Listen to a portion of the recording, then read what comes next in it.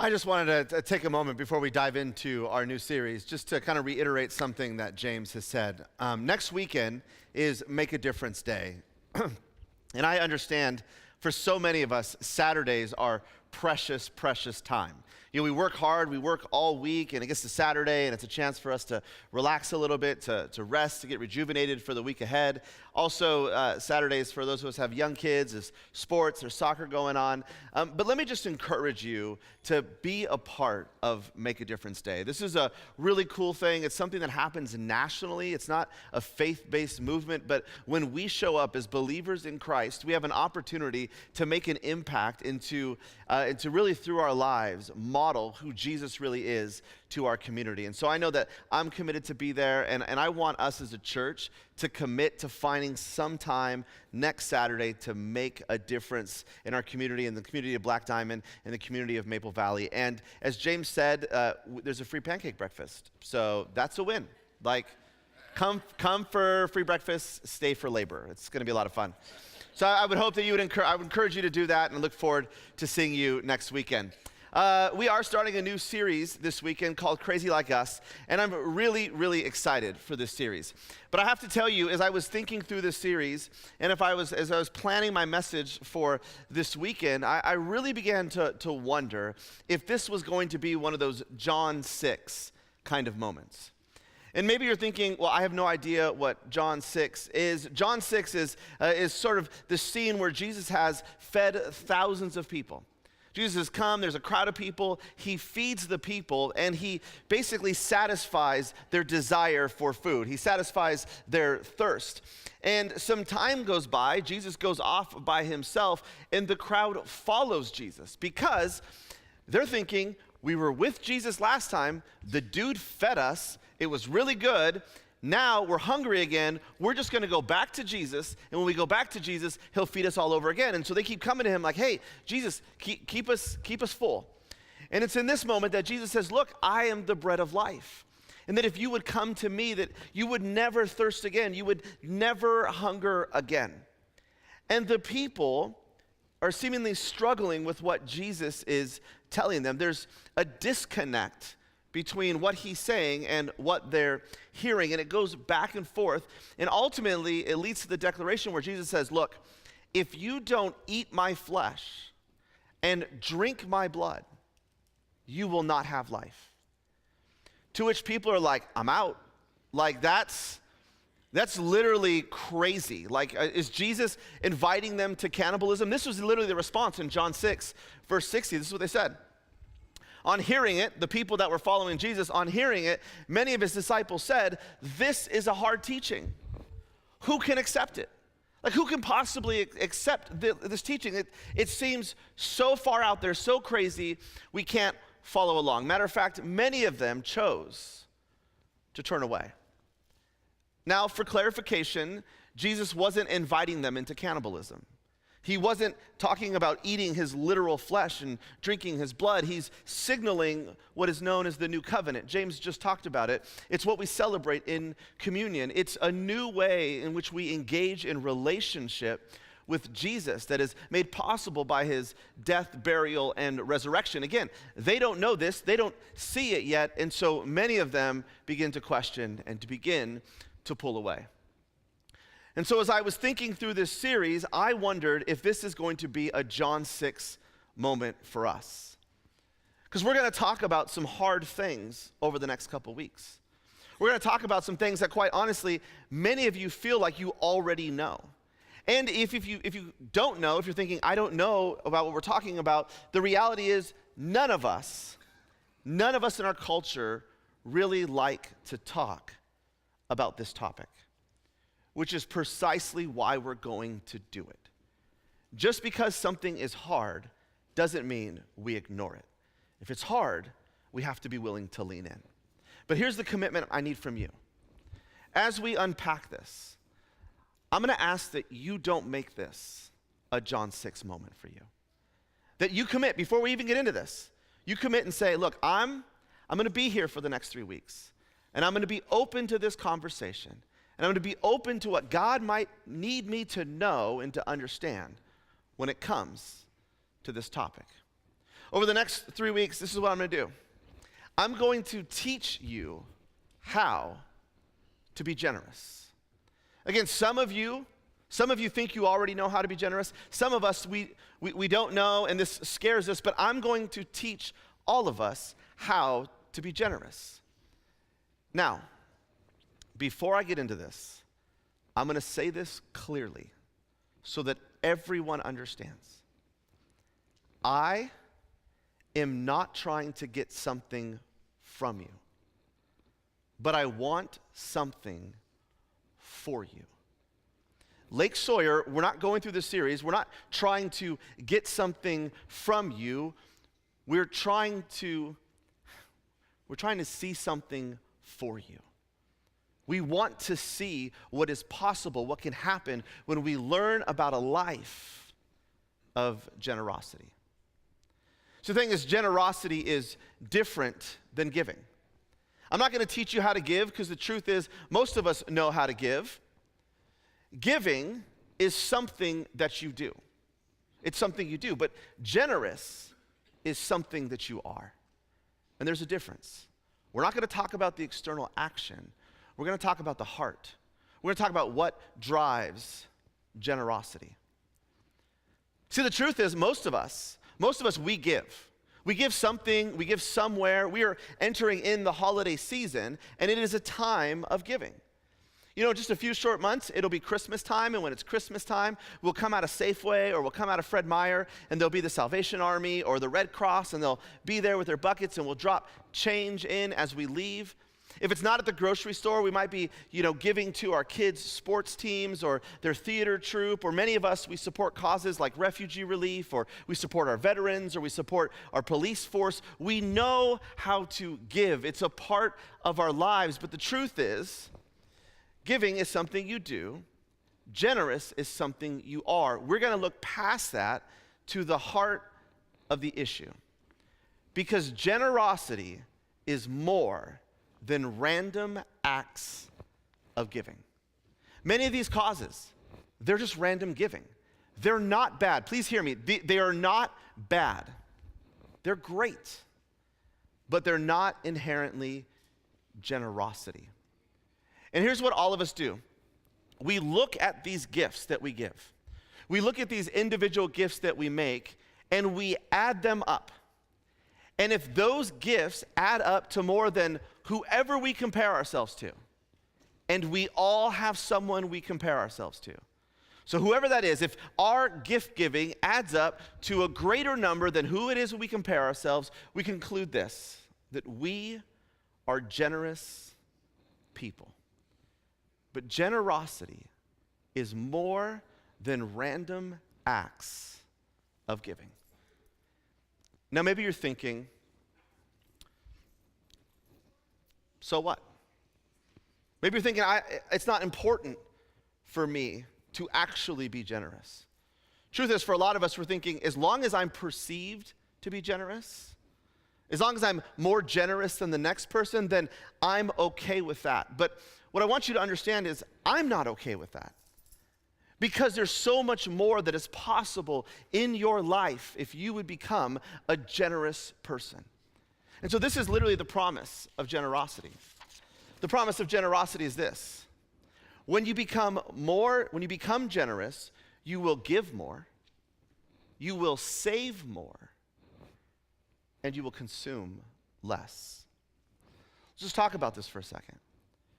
All of us have things in our lives that we're passionate about, things that we want to help support. And for many of us, we can give a little. We can give a little to these things periodically when we have the available funds. But how much more would we love?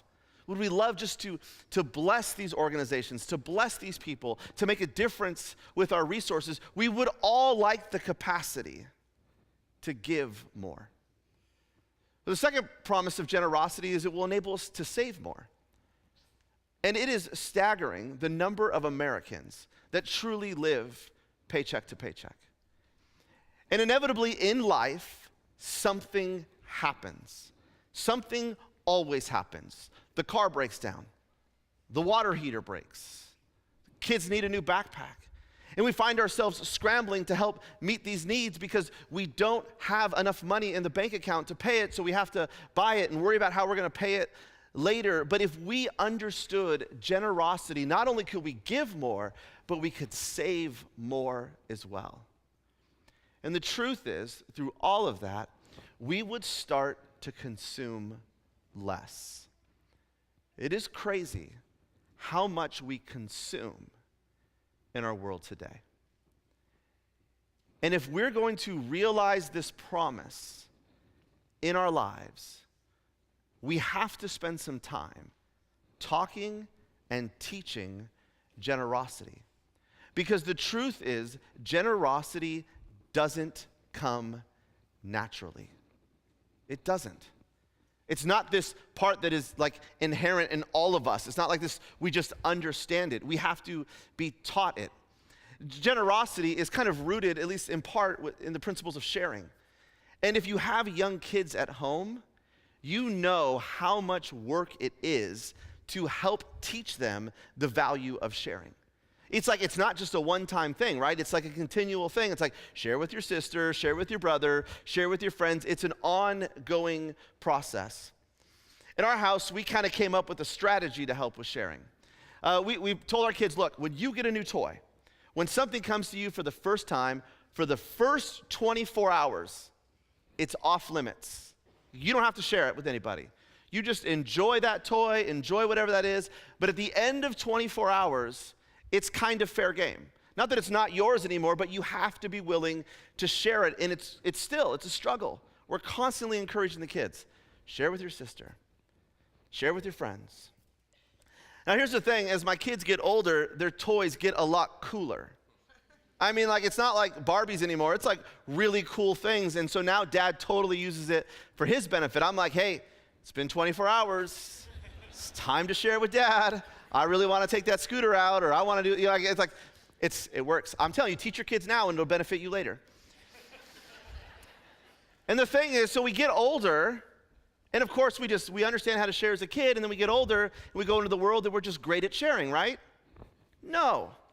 Because we become adults and we move out and we're like, yes, Mom and Dad aren't there anymore.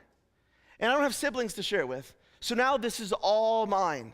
Literally, it's all mine. Whatever I want, whatever I get, I'll just take and I will consume. Consumption is what has become natural for us in our world today. We are driven by the desire to consume. That's natural. Generosity is unnatural. I'm a visual person, so just humor me for a second, and let's do this together. This is time. See, it says time right there. I can read. This is time, and time is constantly moving forward. Time is never stopping, it's never slowing down, and it's always advancing. And the thing is, people would tell me this when I was younger. They would say, you should just wait till you're older. Life goes by in the blink of an eye. And now that I have kids, I'm not kidding. Like, I blink, and they're 5 years older. Like, I don't know what happened. So let me just say, if you've got young kids at home, if you haven't yet had kids, like, enjoy every single moment, because it's over before you even realize. It's just gone. Time goes by fast. So time happens, life happens, and we see things. We see things that we want. This is kind of the American way. We see what we want. We can't afford what we see, and so we finance it because we want it, usually on a credit card, and then we spend time paying for it. And there's all sorts of things that we buy. There's all sorts of things that we want. But let's, for the sake of our illustration today, let's just say we want to buy a car. So we buy a car, and it's the point of purchase. And I don't know what the car is for you. Maybe it's a Tundra, a Tacoma, a Tesla. I mean, I can think of any car, a Thunderbird. Do they make those anymore? Is Pontiac even a company? I'm not a car guy. Whatever it is, we buy a car. And we're like, yes, I got this new car. It's like a great thing. We negotiate with the salesman, and we think we got a good deal. But no matter what deal you got, you walk away feeling like you got ripped off because it's not a good process. And if you sell cars, not you. I'm not talking about you. You're the good ones. But like everyone else, it's like it's not a good thing. But we buy a car. We agree upon the price. We drive it off the lot, and this is what happens. The cost of the car goes up. Because every month we pay for that agreed amount with interest. At the same time, the cost of the car goes up, the value of the car goes down. This is what we have said is normal. This is crazy. And it's not even a car. Like, you just fill in the blanks. We finance all sort of things. And when we do, the cost continues to rise, and the value of pretty much everything we buy continues to fall. See, there used to be a time, a long, long time ago in a galaxy far, far away, where poor people owed money. But now the reality is, the richer you are, the more money you owe, which is crazy. This is crazy. But this reality leads to this experience for us. Many of us, we don't feel rich, but we are. We feel generous, but we aren't. And maybe you're thinking, well, hold on a second, I am not rich. Like, that is not, that you've mislabeled me. So just hear me out here. If you make, you maybe heard this statistic before, if you make over $32,000 a year, you are in the top 1% of global wage earners. So pretty much all of us, most of us, are in the 1% of the wealthiest people in the world. So we have to ask ourselves, why don't we feel rich, even if we are? And the second part of that is, why do we feel generous, but we aren't? So I've talked a lot about how giving is different than generosity, but I haven't really defined it. And so here's what we're going to do. I'm going to kind of unpack 4 myths of generosity. I'm going to give you a definition. Then we're going to look at something Jesus said about generosity. And then I'm going to invite you guys to dream with me. So we tracking? It's good? Not a John 6 moment so far? Okay. 4 myths about generosity. Here's the first myth. Generosity is spontaneous. Well, we believe this. So generosity is spontaneous. Like, when a need pops up, you just respond to the need, and when you respond to the need, then you're being generous. And so, like, when national disasters happen, or when human rights atrocities happen around the world, or whatever it is that might be happening in our neighborhoods, in our community, when we give money, we think, well, this giving, this spontaneous gift is generosity. But that's not generosity. Hear me. It's not bad. It's not bad. You giving to support causes is a good thing. But it's not necessarily driven from a heart and a life that is generous. The truth is, truly generous people are far less spontaneous with their giving. They realize for them to make an impact, to make a difference, that they have to say no to a lot of really good things to say yes to what makes their heart beat the most. And so they have a plan, they have a strategy, and they give based out of that strategy and plan. They don't give out of spontaneity. So generosity is not spontaneous. Second myth is that generosity is determined by cash flow. We tell ourselves, look, if the money's coming in, if we got a lot of money coming in, then we can be generous and give money out. But the truth is, generous people are generous when they have an abundance, but also when they have a shortage. That their cash flow does not drive their generosity. And if you're young, I want you to hear this. I think it's so important. If you're not generous now, when you're older and you're rich, you won't be generous then. You'll just be a rich person who's not generous. Because cash flow does not play a part in your generosity. Now, here's what this means. What it means is there's an opportunity for all of us to be generous. We could do it. Because it's not about the amount of money that comes in. It's about the heart that determines where that money goes. Third thing, we say it's the amount that counts. When it comes to generosity, it is the amount that counts. But here's the problem with that. The only person, literally the only person who truly knows if a gift is generous is the person who gave it. Because you have to understand the complete picture of that person's finances to know if this is a generous gift. It's not the amount that counts. Adding zeros to a number doesn't make it generous. It just makes it a lot of money. But there's a difference.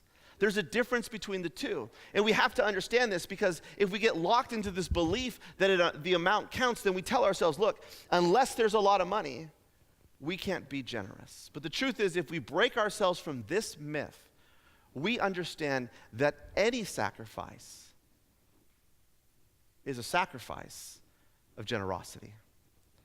Here's the fourth myth.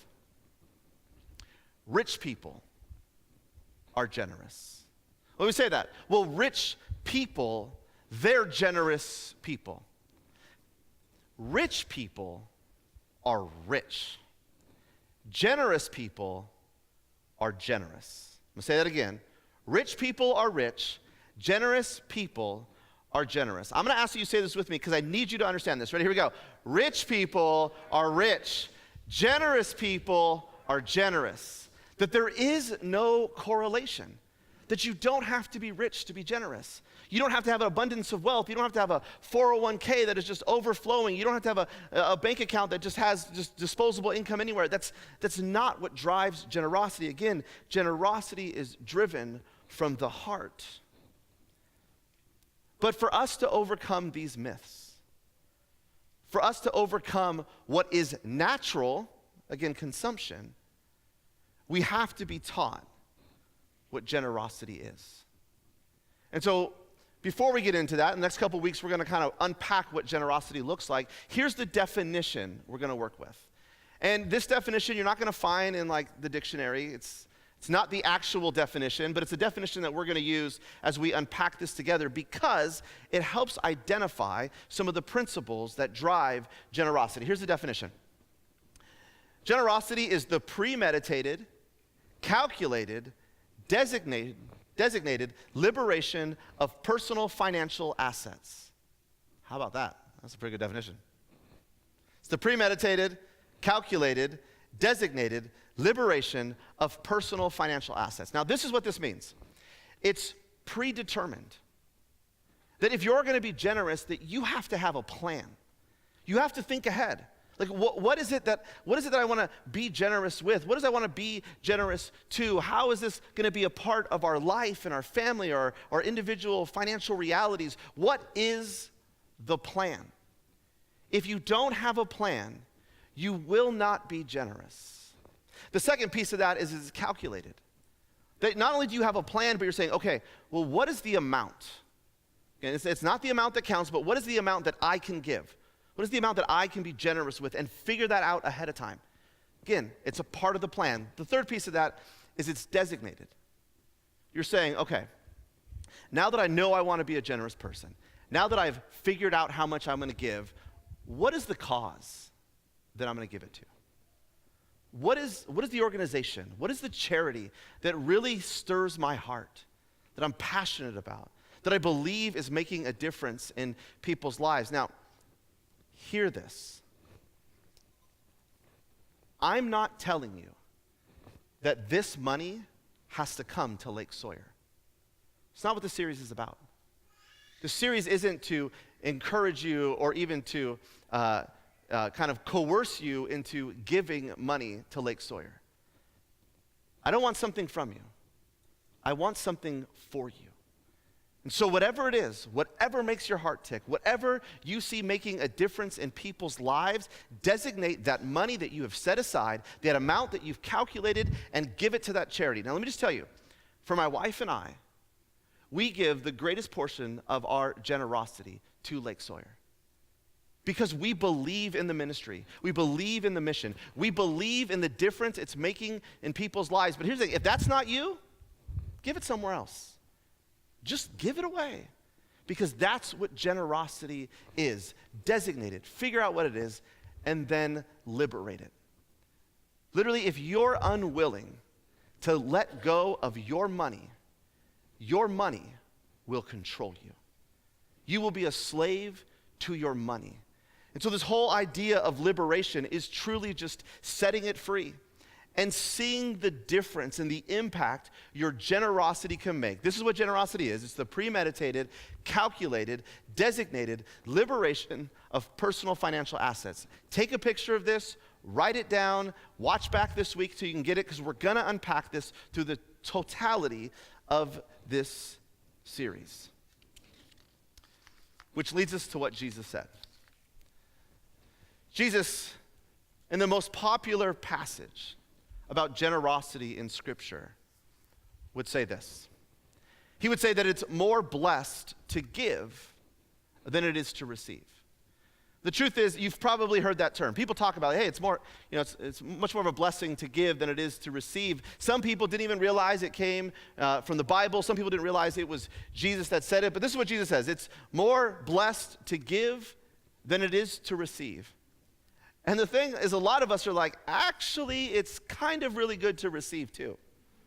Like, I'm cool with receiving. Like, that's kind of a fun thing. And there's nothing wrong with receiving. But if we peel away the layers, we know clearly the blessing that is found in giving things away. I've got 2 little kids at home, and I really look forward to Christmas. And that's changed over the years. When I was a kid growing up, I looked forward to Christmas for all the great things that I would get. As I'm an adult, the truth is most of the stuff I get, like I usually get a tie from like Santa's gift shop from school, and one of my kids will probably get me Dodger socks or like a Dodger shirt. By the way, go Dodgers, we're going to the World Series. You need to know that. Just one Dodger fan, I think that was my wife. Maybe it was our friends. We'll stand together. So like, at this stage in my life, it's not about what I get on Christmas, but what I love about Christmas is I love to see my kids' faces when they open up their gifts. Because in those moments when I see the unbridled joy on their face, I know these words to be so true. It is more blessed to give than it is to receive. And you know that. But I want to help you experience it. I want to help this become for you a natural part of your daily life, that maybe it's no longer spontaneous gifts, it's no longer seasons of generosity, but that it is a lifestyle from this day forward that is lived with a generous heart. So as we conclude, I want to invite you to imagine with me. Imagine with me what a future of generosity could look like. But before we get there, I want to step back for a second, because I want us just to begin to think in our lives about the resources that we have wasted, of the things that we've bought that have no more value, about the stuff that we've credit card debted away, or second mortgaged away, or bad invested away, these things that we have consumed in our lives that are behind us, that truly have been wasted. Without getting super specific, I literally want you to begin to calculate roughly how much money have you wasted over the last 10 years. When I do that, I want to tell you part of my story. When I was 18 years old, I started getting envelopes in the mail. And these envelopes came with a little card in them and attached with the promise that I could spend money and pay it back later. And so an envelope would come, and I'd get to sign up for a credit card, and another envelope would come, and I would sign up for another credit card. And I don't know where my parents were, but they weren't there encouraging me or just challenging me about some of the dangers of credit card debt. And so I started just amassing these credit cards. And I just started to spend, like on just meaningless stuff. I bought golf clubs, bought a new wardrobe, bought a Disneyland pass, bought a lot of entertainment, bought too much food. And every month, the envelopes would show up. And the number would be big, but the minimum payment would be really small. And so I'd pay that. Of course, you know how it works. You pay that minimum payment, and you're never catching up. And the amount you paid for the stuff that you had just keeps compounding. I look back at that, and I look back at just other bad financial decisions that I've made. And I recognize, as I look back, at the opportunity I've wasted. I've robbed myself of the chance to experience the joy of generosity. I've robbed great organizations of the resources that they could use to bring about life change. You probably have a similar experience. That amount, it's a lot of money. It's a lot of money that has been spent on temporary experiences. But let's imagine what the next 10 years could be like. Let's imagine a future where we say no longer are we going to keep consuming, no longer are we going to waste money on these meaningless things, but instead we're going to be premeditated, we're going to be calculated, we're going to designate and liberate that money to make a difference. What would the next 10 years look like if you lived your life with a generous heart? See, Jesus said that it is more blessed to give than it is to receive, and this is what I've experienced in my life. He was absolutely right. And my life has been changed because of generosity. And I want that for you. I want your next 10 years to be marked by difference making, to be marked by changed lives, to be marked by generosity. It is more blessed to give than it is to receive. Let's pray.